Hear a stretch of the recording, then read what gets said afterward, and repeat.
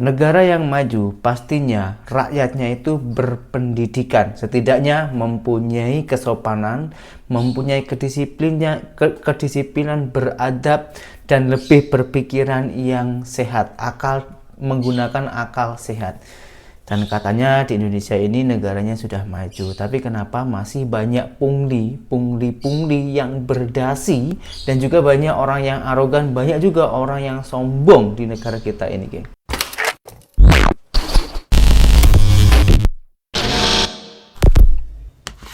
Hai, halo geng. Assalamualaikum warahmatullahi wabarakatuh. Berjumpa kembali dengan saya Zainal Story. Sebelum video ini saya mulai, gimana kabarnya kalian semua? Semoga semua yang menonton video ini baik-baik saja, dimurahkan rezekinya, selalu berpikiran yang positif dan dijauhkan dari mara bahaya oleh Tuhan yang Maha Esa.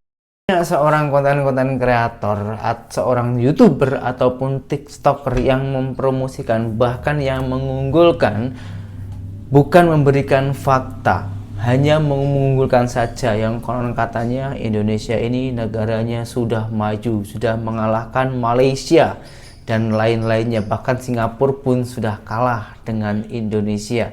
Akan negara-negara maju itu rakyatnya pasti berpendidikan, mempunyai attitude, tingkah laku yang baik, beradab, boleh cara menghargai orang lain, dan harus boleh bekerja sama. Akan tetapi, ini mohon maaf sekali ya, bukan saya ini menjatuhkan Indonesia, ini fakta di lapangan, geng. Ini ada salah satu seorang wanita Indonesia, dia orang itu mau mengejar pendidikannya ke Taiwan. Otomatis kalau kita ini pergi ke luar negara pasti menggunakan paspor dan juga visa. Nah, di saat dia orang itu menggunakan atau membuat paspor dan visa di imigrasi Indonesia, dimintailah uang pelicin. Apa maksud uang pelicin itu? Kalau orang tak paham, kita tengok dulu videonya. Kenapa sih ngurus apa-apa di Indo tuh harus dikit-dikit ada uang pelicin? Gak bisa normal kayak gitu aja. Aku mau cerita pengalaman aku waktu mau bikin paspor karena mau kuliah di Taiwan. Jadi waktu pas bikin paspor itu semua berkas persyaratannya udah lengkap. Udah di tahap akhir. Cuman di tahap pengen mau diambil aja paspornya. Tapi dipersulit banget sama petugas imigrasinya itu. Ditanya inilah itulah, ngalor ngidul, gak jelas pertanyaannya. Sampai akhirnya si bapak ini dia ngomong, udah mana WA kamu sini. Terus gue tanya dong, buat apa pak? Ini kalau kamu mau cepet jadi paspornya, kamu harus bayar 600.000. Terus gue bilang lah, loh pak, tadi saya udah bayar biaya paspor loh, biaya untuk pembuatan paspor loh. Ini kan saya tinggal ngambil aja. Kok ada uang lagi? Malah dijawabnya apa coba sama petugas imigrasinya? Kamu mau cepet kelar nggak paspornya? Katanya mau kuliah di Taiwan. Kayak WTF. Karena waktu itu gue butuh paspornya cepet, jadi ya udahlah, mau nggak mau deh nurutin kemauan dia. Tapi gue tawar, ini gue nggak mau kalau 600.000, boleh nggak 300.000 aja nih, kalau mau ambil sini. Terus akhirnya ya udah tuh diambil juga 300.000. Ya udah 300.000 nggak apa-apa, minggu depan diambil ya paspornya. Gila nggak sih, sinting ya? Emang petugas imigrasi gajinya berapa sih? Segitu kurang duit kah sampai harus butuh uang pelicin? Kenapa ya di Indonesia ini dikit-dikit duit harus nyogok, bikin SIM nembak biar cepet jadi, ketilang sedikit nyogok pakai uang rokok, bikin paspor nyogok lagi biar cepet kelar. Gak ada yang murni, gak ada yang normal. Coba lu bayangin yang tinggal di Taiwan, tiap kita perpanjang ERC per tahun kita harus nyogok lagi. Kalau enggak kita dipersulit.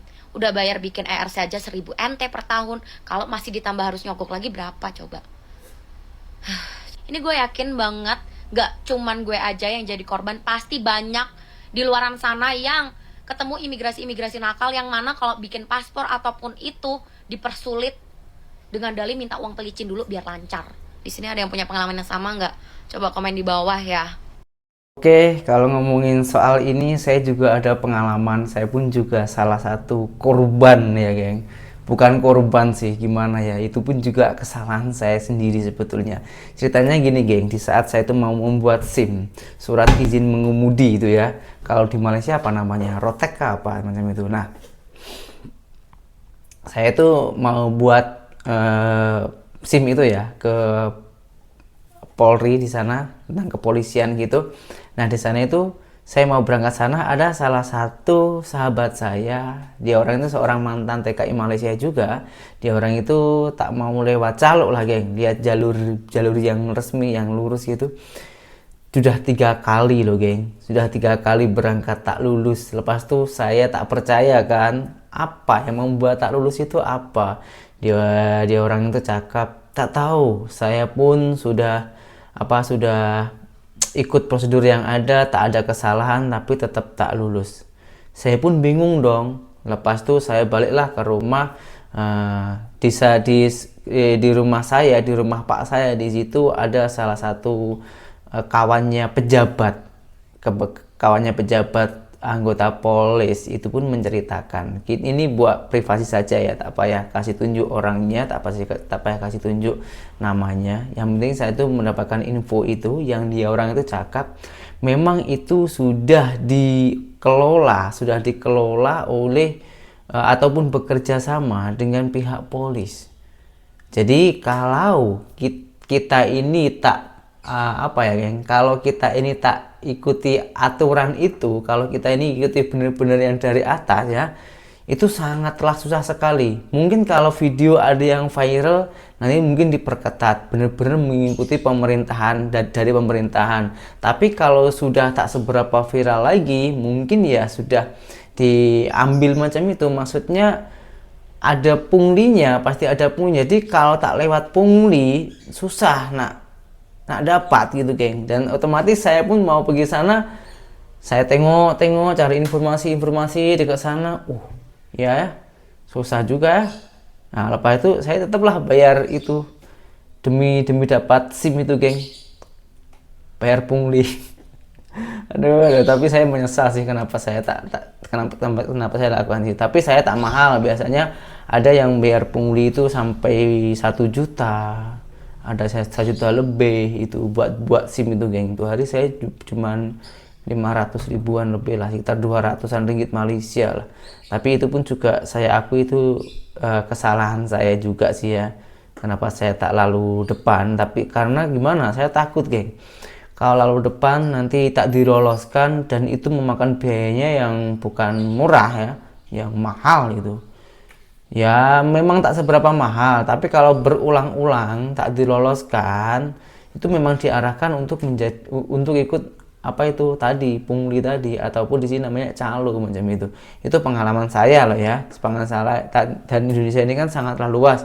Jadi kita tak tahu lah di negara lain atau di daerah lain itu yang lebih bagus ya, alhamdulillah. Dan semoga di sebelah saya ini, dekat saya ini juga akan diberikan pembuatan SIM yang bagus lah, biar tak ada pungli-pungli macam itu. Padahal di situ sudah tertera sudah diharamkan pungli macam itu, dilarang lewat jalur pungli macam itu. Tapi masih banyak juga namanya juga orang ya, masih banyak orang yang lewat pintu belakang untuk mencari uang macam itu. Saya pun juga tak tahu kenapa hal-hal macam itu masih dilakukan. Apakah gaji dari pemerintahan itu kurang cukup?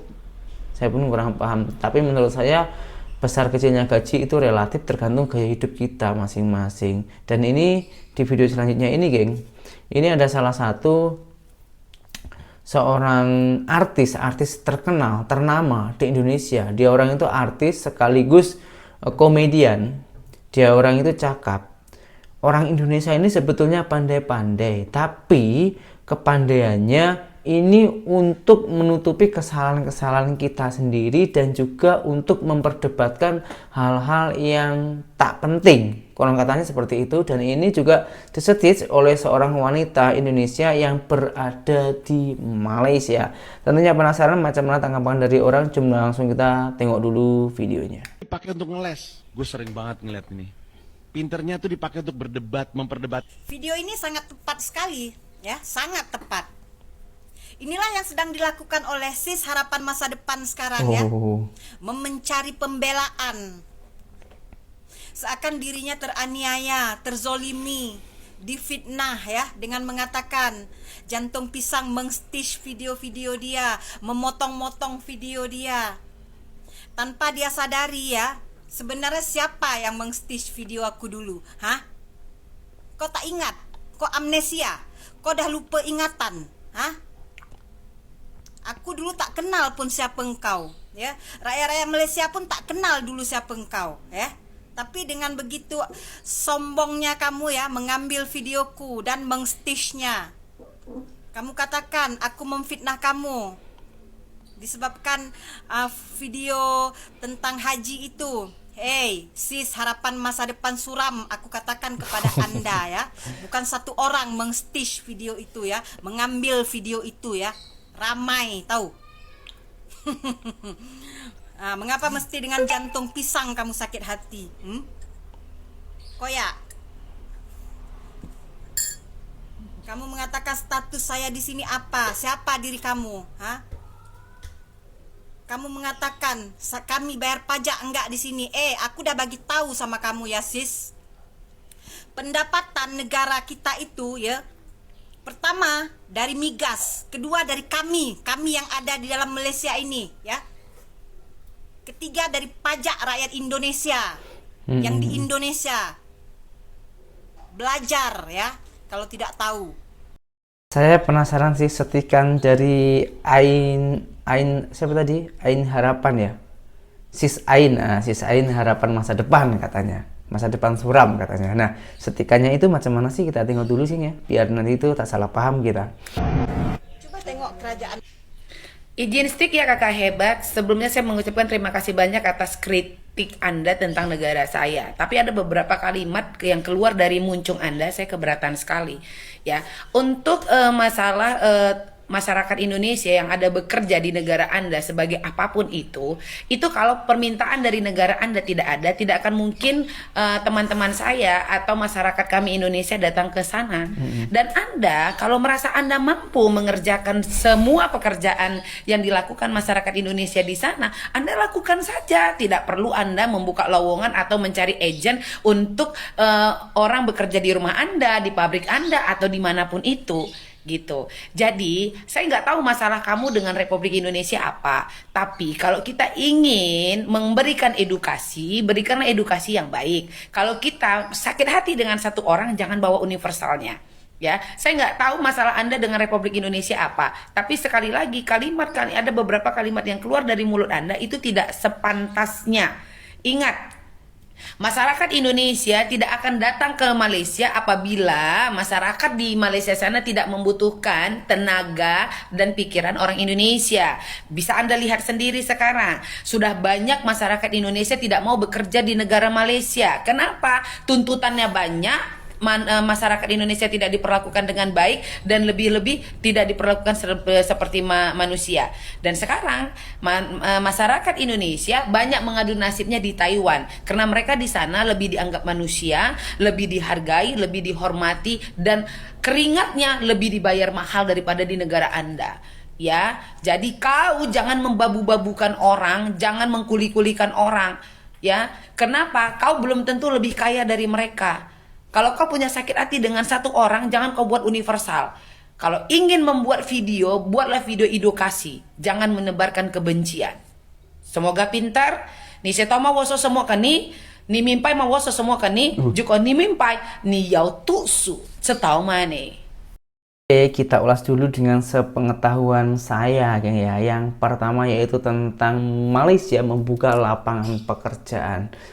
Memang ada, Malaysia itu meminta orang Indonesia masuk ke Malaysia untuk bekerja. Setahu saya tak ada, cuman di sana itu membuka lapangan pekerjaan dari negara manapun dan siapapun itu boleh bekerja, termasuk orang Indonesia. Yang bermakna berarti orang Indonesia sendiri yang teringin bekerja ke Malaysia, macam itu. Kenapa orang Indonesia itu lebih memilih bekerja di Malaysia daripada di negaranya sendiri? Ya karena di negaranya sendiri itu susah mencari pekerjaan, dan juga nominal mata uangnya itu lebih besaran di Malaysia, seperti itu. Nah, karena tadi itu dia orang itu menyinggol nama negara Taiwan, dan banyaklah saudara saya juga yang bekerja di Taiwan. Bahkan tuh hari kalau korang tengok video saya yang lama, time saya itu memanen sawit, saya 2 orang sama adik saya. Sekarang itu dia orang itu berada di Taiwan sana. Jadi dia orang itu pergi ke Malaysia, dia orang itu tak ada modal kan. Lepas itu cakap sama saya nak cari modal, oke, masuk aja ke Malaysia dulu. Nanti kalau sudah dapat modal dari Malaysia barulah ke Taiwan. Nah, saat ini dia orang itu sudah berada di Taiwan sana. Dia orang itu juga cerita-cerita sama saya macam mana ekonomi di sana, macam mana pekerjaan di sana. Dia orang itu cakap di sana itu pekerjaan juga nasib. Ada yang gajinya banyak, ada yang gajinya sedikit. Sebenarnya semuanya tergantung nasib dan juga ketekunan kita masing-masing. Kalau masalah gajinya besar atau sedikit itu sebetulnya di sana dengan gaji segitu dalam 1 bulan 12 sampai 15 juta itu kalau untuk hidup di sana sebenarnya itu juga tak mahal, geng, gaji segitu. Serupa aja kalau kita ini bekerja di Indonesia dengan gaji UMR-nya 5 juta untuk hidup di sini ya pas-pasan sama. Di sana juga macam itu. Bedanya di sana itu jadi harus pandai-pandai irit ya kan, karena mata uangnya itu lebih besar daripada Indonesia. Maka dari itu langsung dikirimkan ke Indonesia boleh mendapatkan segitu. Jadi kalau dipikir-pikir untuk kehidupan di sana itu sebenarnya sama aja. Serupa di Malaysia pun juga macam itu. Di Malaysia gaji basicnya itu sekitaran 5 jutaan lebih. Tapi kan banyak juga orang yang bekerja di sana sebab di sana itu dengan segi ekonomi itu juga murah dan itu cuma gaji basic loh, dengan 5 juta itu. Gaji basic kalau sampai ada yang menggaji di bawah itu di Malaysia itu boleh kena saman ataupun denda. Jadi minimal gajinya segitu. Apalagi kalau borongan macam saya itu boleh mendapatkan gaji yang lebih-lebih. Bahkan yang minimal itu 3.000 kalau borongan, itu pun semua tergantung orangnya ya. Nah, sekarang kalau di Indonesia gaji UMR 5 jutaan itu di Jakarta saja, di kota terbesar saja. Di sekeliling-keliling di kampung-kampung ataupun di pelosok-pelosok macam tempat saya ini tempat di sini tak sampai, geng. Bahkan di sini tuh ada yang kerja di kedai macam di kedai baju itu, geng, yang gajinya hanya 600.000. Itu sekitaran berapa ya? Baru 200 ringgit Malaysia. Itu dalam 1 bulan. Ada, geng, macam itu. Ada juga, wah, bermacam-macam di sini, geng. Karena kenapa tetap dilakukan? Saking susahnya kita ini nak mencari kerja itu macam mana. Kalau kita ini pandai-pandai orangnya itu benar-benar pandai.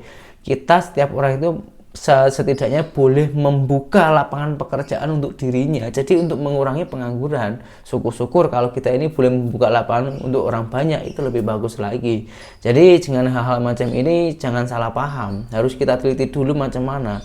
Kalau tak pernah datang ke sana, hanya cuman dapat informasi dari media, jangan percaya kalau nggak tahu faktanya. Dan videonya si Ain Harapan tadi itu juga disedit oleh seorang wanita Indonesia yang ada di Malaysia juga, tapi berbeda orang. Yang namanya ini Alon Weh. Dia orang itu sering live di TikTok dan juga pernah gabung di akun TikToknya Ain Harapan tadi. Ada segelintir perbedaan pendapat dan juga meluruskan. Nah, macam mana pendapat dia orang, langsung kita simak saja videonya.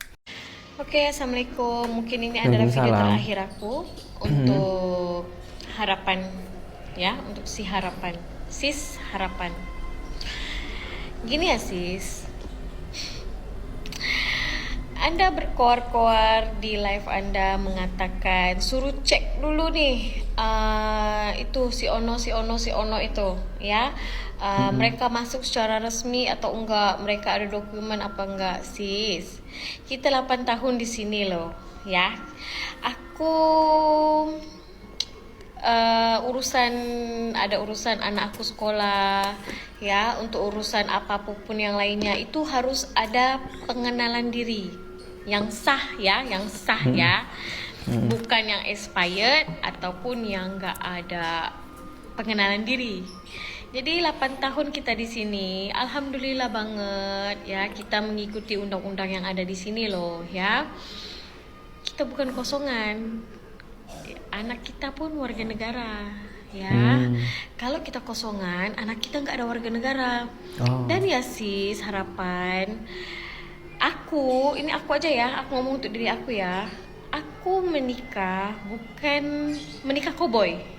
Tahu menikah koboi gimana? Menikah koboi yang seperti cewek-cewek nanti aku sebut panas koya ya. Ya, untuk cewek-cewek yang dari negaraku ya, yang menikah dengan Bangladesh ataupun Pakistan ataupun yang sebagainya, yang nggak ada surat-surat ataupun bodong ya. Kan kalau di Indonesia kita sebutnya bodong, nggak ada surat-surat, nggak ada dokumen kan. Oke. Alhamdulillah ya, alhamdulillah ya, kita ada. Ya, ini adalah kad kawin. Di Malaysia di setiap negeri itu ada. Di setiap negeri itu lain-lain ya kadnya ya. Ini ada. Puas hati kan? Dan ini adalah kad pengenalan anak saya. Ya. Jadi kita nggak kosongan. Jadi kita secara resmi. Kalau kita kosongan, kita nggak mungkin loh bisa menyekolahkan anak kita di sekolah kebangsaan. Ya. Ya sis ya. Dan juga gak mungkin kita bisa urusan sana sini menguruskan untuk aku punya visa ya. Alhamdulillah ya, kita masih visa. Kita belum dapat PR karena kita nggak pernah memohon untuk mendapatkan PR lagi sampai 8 tahun ini ya. Jadi stop untuk berkoar-koar, untuk meminta information ya dari mana-mana pihak, dari disebutin tuh pihak sebelah sana. Kamu ingat senang-senang mengeluarkan data pribadi atau mengeluarkan maklumat seseorang itu.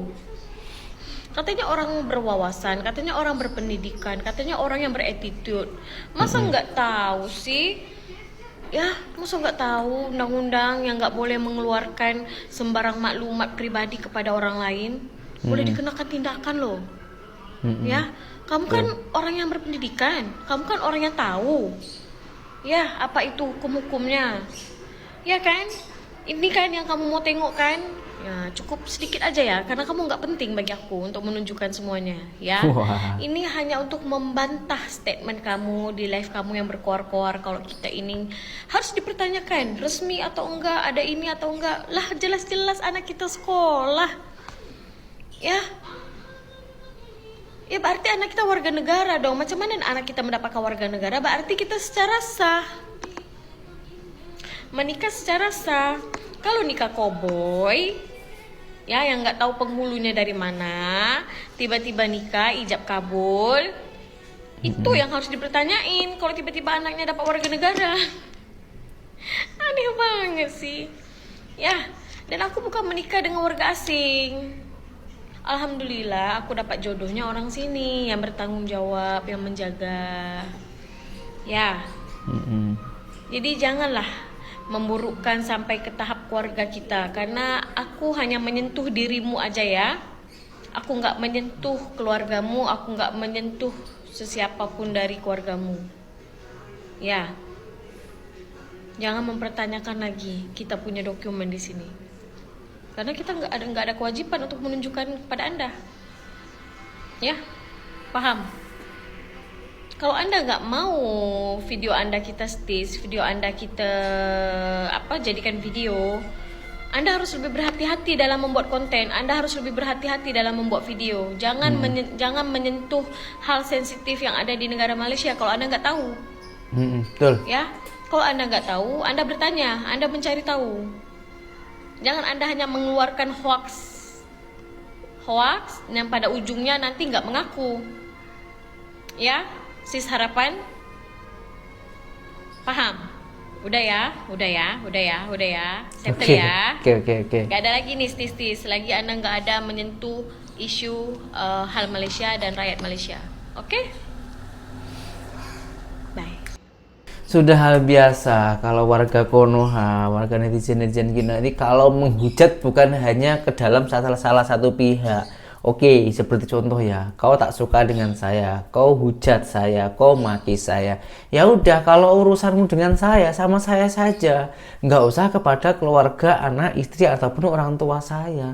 Dan banyak sekali orang yang mengalami macam itu, geng, di negara kita ini. Ada masalah dalam satu pihak gitu kan, tapi semuanya kena, satu keluarganya kena, bahkan adik-beradiknya pun kena. Entah kenapa macam itu, ataupun karena SDM kita ini masih rendah, kita pun juga kurang paham. Jadi dengan semua video yang saya tayangkan ini, dan juga banyak orang yang cakap katanya saya ini hanya mencari mencari kejelekan di Indonesia. Bukannya mencari kejelekan, tapi kita mencari yang harus kita perbaiki.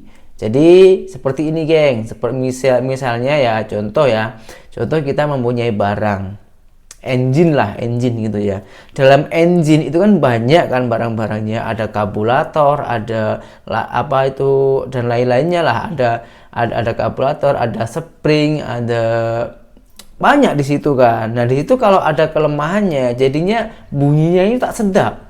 Begitupun dengan negara kita, kalau ada yang kekurangannya, nah itu yang kalau ini dibiarkan tak sedap juga, lama-lama boleh hancur. Nah, demi menjaga kehancuran, jadi kita harus memperbaiki yang kurang baik gitu, geng. Nah, sama dengan yang saya tayangkan video-video ini mencari yang harus kita perbaiki. Kalau boleh kita perbaiki agar kita ini lebih diberi kesadaran, SDM kita ini agar boleh bertambah, lalu negara kita ini juga boleh maju.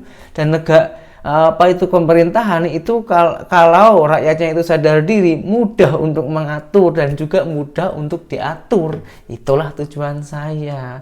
Semoga dengan semua video ini kurang itu paham semua ya, dan semoga menambah wawasan, dan berjumpa kembali di video saya yang selanjutnya. Saya Zainal Story, seorang mantan TKI Malaysia. Salam TKI sukses. Assalamualaikum warahmatullahi wabarakatuh. Bye bye.